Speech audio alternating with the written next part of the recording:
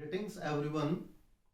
Commerce with difference classes में एक बार फिर से आपका स्वागत है। स्टूडेंट्स, इस वीडियो में हम डिस्कस करेंगे 12th business studies chapter organising, और उसमें टॉपिक है ऑर्गेनाइजिंग प्रोसेस।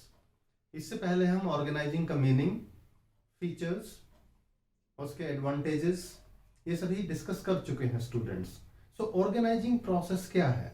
कहने का मतलब है एक मैनेजर को जब ऑर्गेनाइजिंग फंक्शन को परफॉर्म करना है तो उसकी प्रोसेस, कौन कौन से स्टेप्स उसको फॉलो करने होंगे। स्टूडेंट्स बड़े ध्यान से सुनिएगा, ये बहुत इजी भी है, सिंपल भी है, but you need to understand it. देखिए, first step of the organizing process is what. इससे पहले मैं आपको बता दूं students, first function of management is planning. What is to be done in advance, that is decided by the management.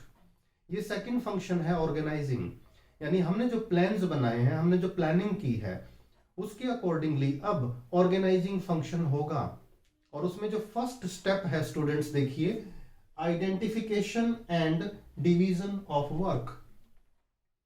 Business organisation में, यानी हमारे बिजनेस में, हमारी कंपनी है या पार्टनरशिप है, उसमें वट एवर इट इज, कौन कौन सी एक्टिविटीज परफॉर्म करनी होंगी बिजनेस गोल को अचीव करने के लिए, उन एक्टिविटीज को आइडेंटिफाई करना है, हमें पहचानना है।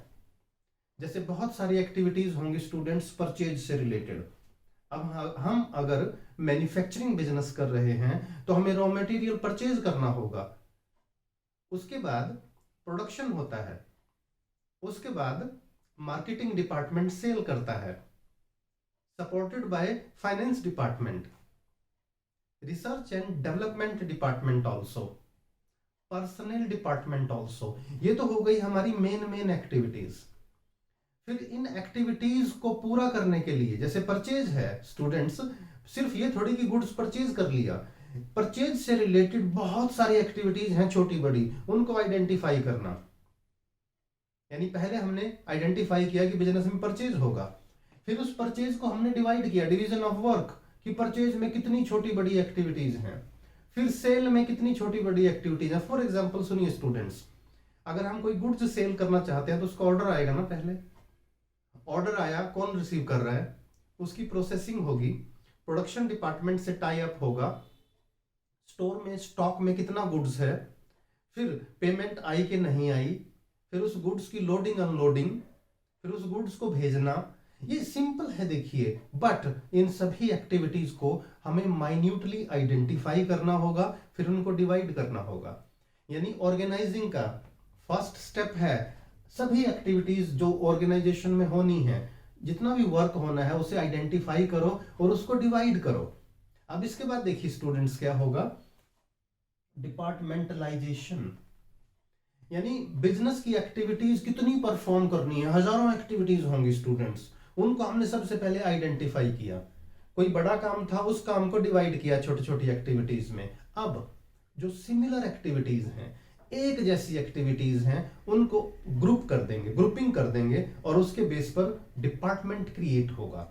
जैसे मैंने आपको बताया अभी स्टूडेंट्स, परचेज से रिलेटेड जितनी भी एक्टिविटीज होंगी वो परचेज डिपार्टमेंट में हो जाएंगी, सेलिंग से रिलेटेड जितनी एक्टिविटीज सेल्स डिपार्टमेंट क्रिएट हो जाएगा, मार्केटिंग डिपार्टमेंट क्रिएट हो जाएगा, प्रोडक्शन डिपार्टमेंट से जितनी भी एक्टिविटीज हैं हमारा प्रोडक्शन डिपार्टमेंट क्रिएट होगा, पर्सनल यानी जो हमारे एम्प्लॉइज हैं उनकी जो प्रॉब्लम है, ग्रीवेंसेस हैं, उनकी रिक्वायरमेंट हैं, उनके सजेशंस हैं, यानी उनको सेटिस्फाई करने के लिए पर्सनल डिपार्टमेंट होगा अलग से। बिजनेस में नई नई टेक्निक को हमें इनोवेट करना है, रिसर्च एंड डेवलपमेंट डिपार्टमेंट होगा, और inflow and outflow of funds, उसके लिए फाइनेंस डिपार्टमेंट होगा। यानी पहले हमने आइडेंटिफाई किया एक्टिविटीज को, फिर सिमिलर एक्टिविटीज को ज्वाइन कर दिया और उससे बन गए हमारे डिपार्टमेंट्स, और the process of creating department is called departmentalisation.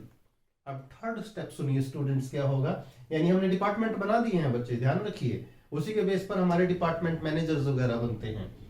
Assignment of duties, जब हमने एक्टिविटीज को आइडेंटिफाई किया, डिपार्टमेंट्स बना दिए, तो हम ये भी डिटरमिन करते हैं कि उस एक्टिविटी को परफॉर्म करने के लिए कौन पर्सन चाहिए और उसमें क्या क्या क्वालिफिकेशन हो, कितनी स्किल हो, कितना एक्सपीरियंस हो, और उसके बेस पर हम इन ड्यूटीज जो है असाइन कर देते हैं। यानी कौन सी ड्यूटी परचेज मैनेजर करेगा, कौन सी प्लांट मैनेजर करेगा, कौन सी ड्यूटी सुपरवाइजर करेगा और कौन सी वर्कर करेगा। ये समझो students, purchase manager, plant manager, supervisor और सुपरवाइजर के नीचे जो वर्कर्स हैं, कौन सी ड्यूटी को परफॉर्म करेगा, उसके अकॉर्डिंगली हम ड्यूटीज असाइन कर देंगे स्टूडेंट्स।